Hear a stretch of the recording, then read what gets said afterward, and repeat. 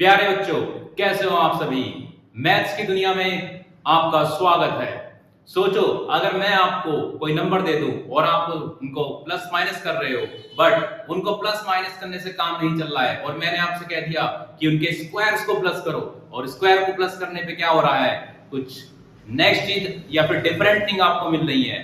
तो यही है इस चैप्टर में क्वाड्रेटिक इक्वेशन में, कि अगर हम उनके स्क्वायर्स को प्लस करें तो हमें क्या मिलता है। तो चलिए शुरू करते हैं इस रोमांचक सफर को। मेरे साथ मैं हूं संजीव सैनी, और आज फिर से आया हूं चैप्टर 4 क्वाड्रेटिक इक्वेशन को लेकर, बिल्कुल बेसिक से। तो इसमें हम जानेंगे कि क्या क्या चीजें होती हैं और कैसे हम उनको सोल्व करते हैं क्वेश्चंस को। तो चैप्टर है आपका क्वाड्रेटिक इक्वेशन।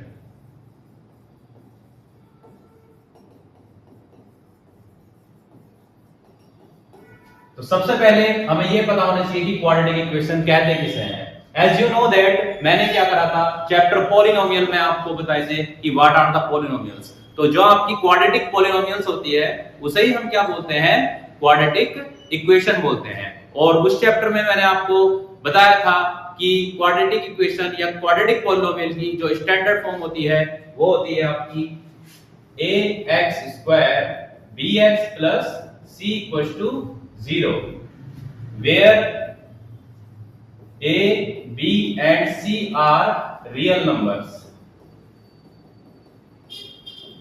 जहां पर इस इक्वेशन में a b c आपके क्या होंगे, रियल नंबर्स होंगे। और रियल नंबर्स आपके क्या होते हैं, रैशनल और इरेशनल, दोनों ही नंबर्स होते हैं। और x इज अ वेरिएबल। मैं वेरिएबल हर बार बताता हूं कि व्हाट इज वेरिएबल। वेरिएबल क्या होता है आपका, कि numbers which have not fixed value, which have not fixed value। अब इसमें पहली चीज क्या आती है चैप्टर में, कि हमें कोई इक्वेशन दी हुई है, like 3x² 4x equals to 0। अब यहां पर क्या है कि ये 3x² 4x is equal to 0 क्या एक क्वाड्रेटिक इक्वेशन है। तो इसको कैसे पता करेंगे, अगर आपको क्वाड्रेटिक इक्वेशन की स्टैंडर्ड फॉर्म पता है तो आप इसको क्या कर लोगे, कंपेयर कर लोगे इसकी स्टैंडर्ड फॉर्म से। और आप यहां पर देखोगे कि a की जगह क्या है, यहां पर 3, और b की जगह क्या है आपका 4, और c की जगह कुछ नहीं है, तो c की जगह मतलब क्या हो जाएगा 0, which means मुझे तीनों नंबर्स क्या मिलने हैं,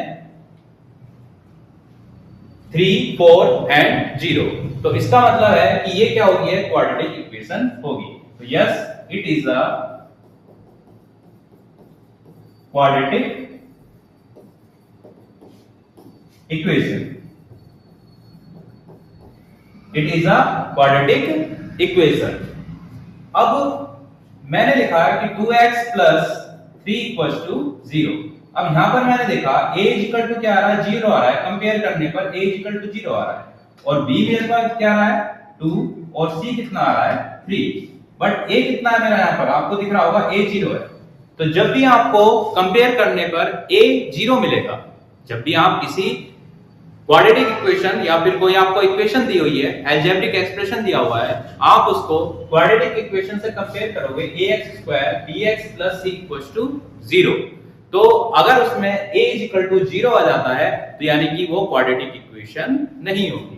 तो simple, this is not a quadratic equation. Quadratic equation. तो ये था इस चैप्टर का पहला बेसिक, यानी कि पहला टॉपिक या फिर पहला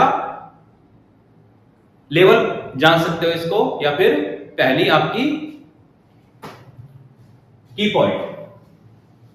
नेक्स्ट, अब इसमें हम क्या जानेंगे कि how to find the roots of quadratic equation. हम क्या करते हैं कि जब हमें क्वाड्रेटिक इक्वेशन दी गई है तो इसके क्या होते हैं, फैक्टर्स होते हैं। क्वाड्रेटिक इक्वेशन जैसे हमने पॉलिनोमियल में पढ़ा था कि इसके जीरोस फाइंड करो, तो एक क्वाड्रेटिक इक्वेशन है या फिर क्यूबिक पॉलिनोमियल है या फिर आपके बाइक्वाड्रेटिक पॉलिनोमियल है, लीनियर पॉलिनोमियल है, तो उन सबके क्या होते हैं, जीरोस होते हैं, और उन जीरोस को ही हम क्या बोलते हैं, रूट्स बोलते हैं। क्या बोलते हैं, रूट्स बोलते हैं। तो क्वाड्रेटिक इक्वेशन के नेक्स्ट टॉपिक में हम जानेंगे कि how to find the roots of quadratic equation. अब ये रूट्स फाइंड कैसे होते हैं? अच्छा, आप 8th क्लास से पढ़ते आ रहे होगे कि find the roots of algebraic expression या zeros of algebraic expression by the split middle term. Split the middle term से आप उसके जीरोस को फाइंड करो। तो मैं एक अभी क्वेश्चन ले लूंगा और उसके हम कैसे जीरोस फाइंड कर सकते हैं वो देखेंगे। तो प्यारे बच्चों, अब हम इस चैप्टर के नेक्स्ट टॉपिक पे चलते हैं कि how to find the roots of quadratic equation by split the middle term. तो मैंने आपको यहाँ पर दो क्वेश्चन दिए हैं कि एक तो यहाँ पर इसके जो c है कांस्टेंट टर्म है उसके साथ प्लस है, और यहाँ पर जो कांस्टेंट टर्म है यहाँ पर क्या है आपका माइनस है। तो ये दो टाइप के क्वेश्चन है। पहले तो इनको देखेंगे कैसे हम इनके रूट फाइंड कर सकते हैं। तो रूट पहले हम किसके फाइंड करेंगे, इसके फाइंड करेंगे। तो देखो इसमें क्या होता है, सबसे पहला मेथड क्या है, ये स्टेप क्या है कि 3 की मल्टीप्लाई किससे करो, 2 से, यानी कि कांस्टेंट की मल्टीप्लाई x स्क्वायर के कोएफिशिएंट से। तो ये आएगा आपका 3 into 2 = 6। अब हम क्या करेंगे, 6 के फैक्टर्स देखेंगे। तो 6 के जो फैक्टर है आपके कौन कौन से होंगे, 1 2 3 एंड 6। 1 2 3 एंड 6। अब इसमें से हम ऐसे नंबर फाइंड करेंगे, ऐसे दो नंबर फाइंड करेंगे कि मल्टीप्लाई करके तो 6 आ जाए और प्लस करके, देखो कांस्टेंट के सामने क्या है, प्लस है, तो प्लस करके कितना आना चाहिए, 5 आना चाहिए। तो ऐसे इनमें से कौन से नंबर है, दो, 3 एंड 2। देखो 3 + 2 करेंगे तो आपको क्या मिलेगा, 5, एंड इनकी मल्टीप्लाई करेंगे तो क्या मिलेगा मुझे, 6। क्लियर है ये बात? अब यहां पर हम 2x² इस 5 को क्या लिख लेंगे, 3 + 2, और ब्रैकेट में x के बाद x + 3 = 0। यहां पर अब आपको क्या करेंगे, आप ब्रैकेट को ओपन कर देंगे। तो ये हो जाएगा 2x² - 3x, माइनस की भी अंदर मल्टीप्लाई होगी, माइनस प्लस माइनस 2x + 3 = 0। अब यहां पर आपको पहले ये दो टर्म देखनी है और बाद में ये दो टर्म। तो इन दोनों टर्म में क्या कॉमन आ रहा है आपका, देखो x और x के इसमें क्या कॉमन है। अगर आपको नहीं समझ आ रहा है तो इसके प्राइम फैक्टर कर लो, 2x × x - 3 × x। तो यहां पर देख सकते हैं आप, एक x ये कॉमन है और एक ये कॉमन है। ये मैं इसको अल्टरनेटिव बता रहा हूं आपको समझाने के लिए। तो यहां से देखो दोनों में टर्म में क्या कॉमन मिल गया मुझे, x। तो x बाहर कॉमन आया तो अंदर बचा 2x - 3। अब यहां पर आ जाओ दोनों में, देखो इन दोनों में कोई भी कॉम्बिनेशन क्या नहीं मिल रहा, ये ऑलरेडी प्राइम फैक्टर्स में दे रखे हैं, कोई और कॉमन नहीं है। तो हर किसी के मल्टीपल में क्या होता है, 1 होता है। तो 1 क्या ले लिया मैंने, बाहर कॉमन ले लिया, माइनस का 1। अब देखो माइनस का 1 कॉमन बाहर लिया है, तो अंदर यहां पर प्लस है तो यहां पर भी क्या हो जाएगा, माइनस हो जाएगा। क्या हो जाएगा, माइनस हो जाएगा। अब यहां पर ये अलग टर्म बन गई और ये एक अलग टर्म बन गई। तो इन दोनों टर्म का क्या कॉमन आ रहा है, 2x - 3, 2x - 3। तो 2x - 3 को बाहर कॉमन ले लेंगे, अंदर आपका बचा x - 1 = 0। अब यहां पर क्या करेंगे, इफ 2x - 3 = 0 लेते हैं तो ये 2x = 3, उधर ट्रांसपोज होगा, प्लस का हो जाएगा और ये 3/2। अब लेते हैं इसको x - 1 = 0, तो x = क्या आ गया आपका 1। तो मुझे आपके दो रूट मिल गए, 3/2 और 1। अब चलेंगे हम इस वाले पर कि कांस्टेंट के साथ क्या है, माइनस है, तब हम क्या करेंगे। पहला स्टेप वही रहेगा, 2 की मल्टीप्लाई 6 से करेंगे। तो 2 की मल्टीप्लाई 6 से करा तो मुझे क्या मिला, 12, और 12 के फैक्टर आपके क्या होते हैं, 1 2 3 4 6 एंड 12। अब यहां पर देखो हमें ऐसा नंबर देख रहा है, इस बार माइनस है ना, इनमें ऐसे दो नंबर देखो कि माइनस करके क्या है आपका 1 आए, क्योंकि इसके मल्टीपल में क्या है 1 है, और मल्टीप्लाई करके कितना आना चाहिए 12। तो मुझे कौन कौन से नंबर मिल रहे हैं ऐसे आपके 4 एंड 3। देखो 4 - 3 करेंगे 1 आ गया, और 4 × 3 करा क्या आया, 12 आ गया। तो लिखेंगे यहां पर 6x² - 4 - 3 x minus 2 equal to 0, यानी कि इस 1 को मैंने क्या लिख लिया 4 माइनस 3। तो ये 6x स्क्वायर ब्रैकेट ओपन कर देंगे तो माइनस 4x x की साथ में मल्टीप्लाई होगी, माइनस की भी और minus minus plus 3x minus 2 equal to 0। क्या तक क्लियर है?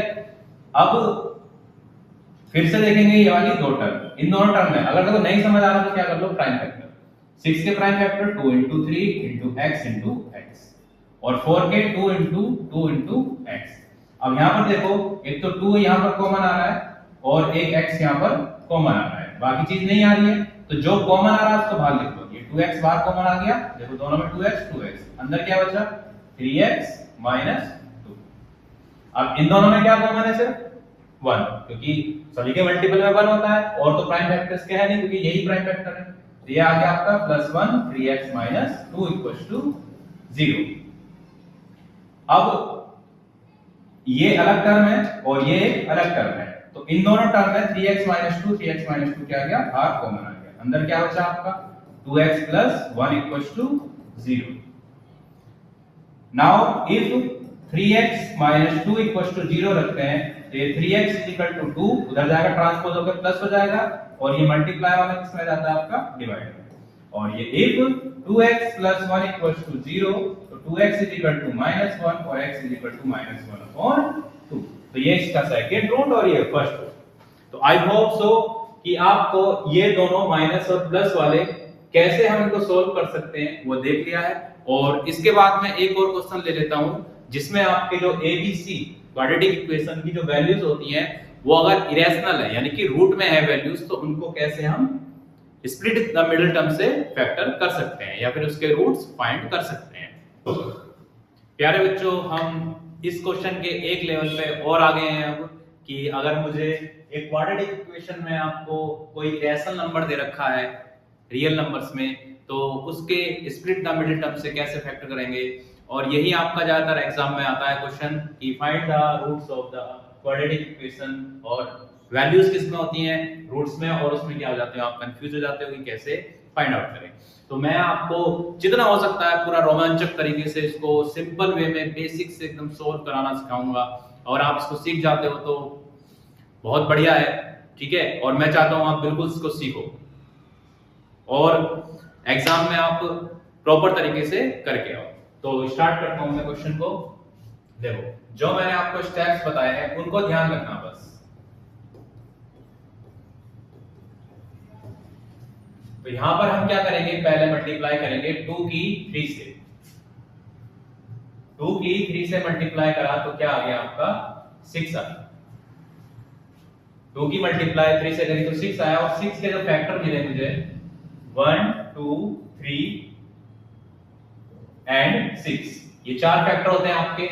अब यहां पर देखना है कि प्लस, देखो यहां पर क्या है 2 के साथ प्लस है, तो मुझे इसमें सब ऐसे नंबर्स फाइंड करने हैं कि प्लस करके क्या आ जाए 2√6 आ जाए और मल्टीप्लाई करके क्या आ जाए 6 आ जाए।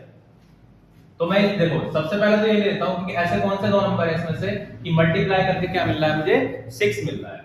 तो आपको दिख रहा होगा 2 एंड 3, अगर 2 एंड 3 को मैं मल्टीप्लाई करूं तो क्या मिल गया मुझे 6 मिल गया, 6 मिल गया। ओके, तो यानी कि यही मुझे दो नंबर लेने। बट अगर मैं इनको किस तरह से लिखूं कि प्लस करके 2√6 आ जाए, प्लस करके 2√6 आ जाए। अब देखो यहां पर इसको मैं क्या लिख सकता हूं √2 into √2 लिख सकता हूं, क्लियर है। और इसको क्या लिख सकता हूं मैं √3 into √3।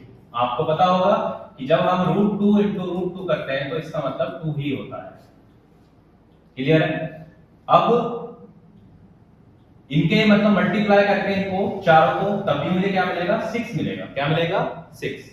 अब मैंने क्या लिया कि ये दो नंबर एक साथ ले लिए और ये दो नंबर एक साथ ले लिए, तो ये क्या हो गया आपका 2√3 और 2√3, विच मींस यहां पर प्लस लिख लेता हूं मैं, और इसका मतलब हो जाएगा 6 और इसका मतलब भी क्या हो गया 6, और ये क्या मिलेगा मुझे 2√6। यानी कि अगर मैं 2 और 3 को ऐसे लिखूं और प्लस कर दूं तो कितना आ जाएगा 2√6 आ जाएगा। आई होप ये बात आपको समझ आ गई होगी, मैंने बिल्कुल एकदम सिंपल वे में आपको क्लियर करी है। नाउ 3x² माइनस लिख लेंगे यहाँ पर √6 प्लस √6 और ये x प्लस 2 इक्वल टू 0। तो ये 3x स्क्वायर माइनस √6x और minus plus minus √6x plus 2 equal to 0। अब यहां पर देखेंगे कि जो मैंने आपको यहां पर √2 इंटू √3 लिखा था उसको हम क्या करेंगे, इसमें अलग अलग लिख लेंगे और ये दो टर्म अलग ले लेंगे और ये दो टर्म अलग ले लेंगे। तो और इसको क्या लिखेंगे हम, 3 को भी किसमें लिख लेते हैं, रूट की फॉर्म में लिख लेते हैं। तो ये √3 इंटू √3 हो जाएगा और ये आपका हो जाएगा √2 इंटू √3x और इसको भी हम क्या लिख लेंगे, √2 इंटू √3। तो यहां पर मैंने लिख लिया है √2 इंटू √3x और प्लस इसको भी मैं रूट में लिख लेता हूं √2 इंटू √2 इक्वल टू 0। तो ये सारे मैंने किसमें लिख लिए हैं, रूट फॉर्म में लिख लिए हैं, क्योंकि हमें क्या चाहिए है रूट में, मतलब जो रूट में वैल्यू दे रखी थी उसके अकॉर्डिंग फैक्टर्स चाहिए। तो इन दोनों में देखो आप √3 कॉमन, x कॉमन और x कॉमन। तो यहां पर कॉमन आ गया आपका √3x, अंदर क्या बचा √3x और माइनस √2।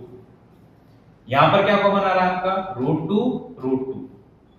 तो यहां पर माइनस का √2 कॉमन बाहर आ गया और अंदर क्या बचा √3x माइनस √2 इक्वल टू 0। तो यहां पर अब ये अलग टर्म है और ये अलग टर्म है, तो ये हो जाएगा आपका √3x माइनस √2 और √3x minus √2 equal to 0।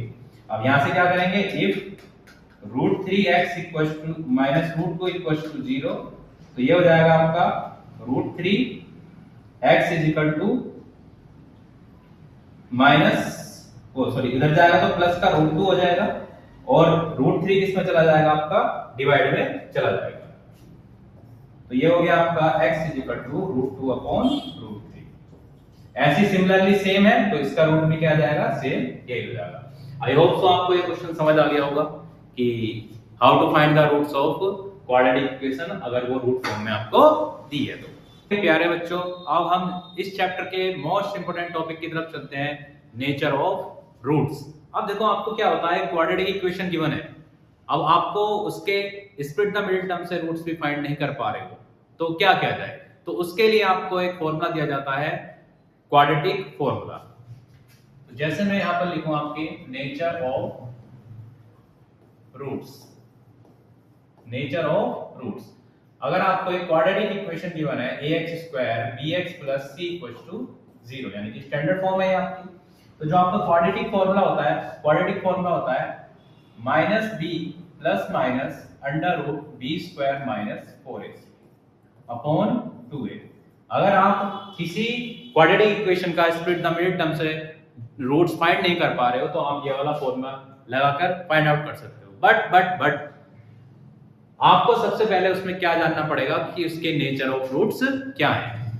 Nature of roots का मतलब है कि उसके रूट्स होंगे कि नहीं होंगे, या फिर इक्वल रूट्स होंगे, या फिर दो अलग रूट्स होंगे। तो उसके लिए हमें पहले उसमें इक्वेशन से क्या चेक करना पड़ेगा, b² - 4ac। इसको बोलते हैं हम डिस्क्रिमिनेंट। अब देखो यहां पर अगर इस d की वैल्यू, इसको d में बोलते हैं ऐसे डिस्क्रिमिनेंट, अगर d की वैल्यू आपकी ग्रेटर देन 0 आ रही है, d की वैल्यू ग्रेटर देन 0 आ रही है, तो जो क्वाड्रेटिक इक्वेशन आपको गिवन है तो उसके क्या होंगे, टू डिस्टिंक्ट रियल रूट्स होंगे। और आपके अगर b = 0 है तो उसके क्या होंगे, आपके टू इक्वल रूट्स होंगे, टू इक्वल रूट्स। अगर b < 0 आ गया, यानी कि माइनस में आ गया, तो उसके नो रियल रूट्स, उसके कोई रियल रूट्स नहीं होंगे। ना ही आप उसको किससे फाइंड आउट कर सकते हैं, स्प्लिट द मिडिल टर्म से, और ना ही आप किससे फाइंड कर सकते हैं, क्वाड्रेटिक फॉर्मूला से। तो हम एक दो इसमें क्वेश्चन लेके देख लेते हैं कि एग्जाम में कैसे क्वेश्चन पूछता है। एक तो आपका एमसीक्यू में जरूर आता है इसका क्वेश्चन कि इसके कौन से सॉल्यूशन होंगे, टू डिस्टिंक्ट रियल रूट्स होंगे, या टू इक्वल रूट्स होंगे, या नो रूट्स होंगे। तो आप कैसे फाइंड आउट करोगे, आपको क्वाड्रेटिक इक्वेशन गिवन होगी और आप उसमें क्या फाइंड कर लोगे, डिस्क्रिमिनेंट फाइंड कर लोगे। तो ये बात क्लियर है आई होप सो। अब मैं एक दो क्वेश्चन ले लेता हूं और उस पे सॉल्व कर लो। मैंने ये आपके एक्सरसाइज के ही क्वेश्चन लिए हैं एनसीईआरटी बेस्ड, और इसमें क्वेश्चन में लिखा है कि find the nature of the roots of the following quadratic equation if the real root exist find them. तो मैं इसमें आपका पहला क्वेश्चन ले लेता हूं 2x² 3x + 5 = 0। तो सबसे पहले हम इसका नेचर ऑफ रूट फाइंड करेंगे, यानी कि डिस्क्रिमिनेंट। d = क्या होता है b² - 4ac। अब यहां पर देखो, इसको हम किससे कंपेयर कर लेंगे, ax² bx + c = 0। तो यहां पर a कितना है 2 है, b कितना है आपका -3 और c कितना है 5। इसको पुट कर लेंगे b² - 4ac में। तो b की वैल्यू कितनी है आपकी -3, तो -3 का स्क्वायर -4। a की वैल्यू कितनी है आपकी 2 और c की वैल्यू कितनी है आपकी 5।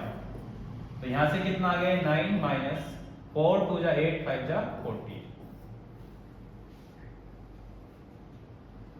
तो यहां पर माइनस करेंगे तो क्या आ गया -30। अब देखो यहां पर d की वैल्यू क्या आ गई <0, यानी कि माइनस में आ गई। किस में आ गई माइनस में।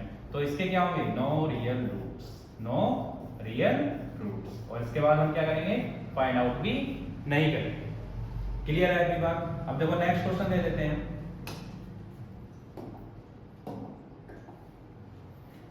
नेक्स्ट क्वेश्चन है आपका 3x² - 4√3x + 4 = 0। यहां पर a क्या है आपका 3, b क्या है आपका -4√3 और c क्या है आपका 4 है। यहां पर हम चेक करेंगे b² - 4ac क्या होगा पहले आपका।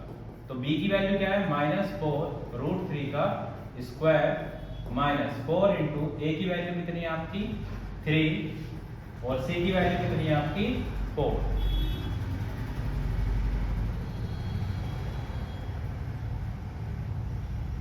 यहां से इसको सॉल्व करेंगे 4 का स्क्वायर -4 का स्क्वायर 16 × 3 -4 4 जा 16 16 3 जा